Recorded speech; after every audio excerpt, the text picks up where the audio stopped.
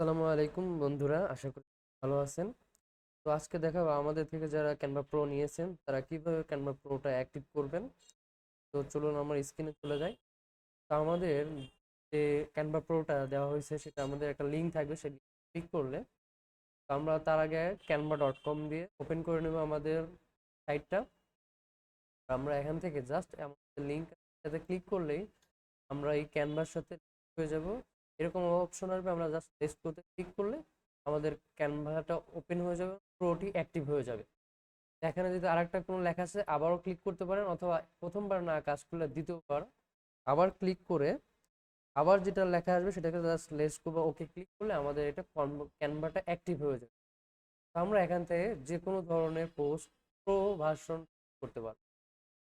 এখন আমি দেখাচ্ছি, এখান থেকে জাস্ট ডিজিটাল মার্কেটিং দেখলে আমাদের যে প্রো ফিচার গুলো আছে সব শো করবে, যেগুলো হচ্ছে প্রো। হ্যাঁ, প্রো ইউজ করতে পারো খুব সহজেই, অনেক সব ধরনের ডিজাইন শেপ টেক্সট আমরা প্রো ভার্সনটা ইউজ।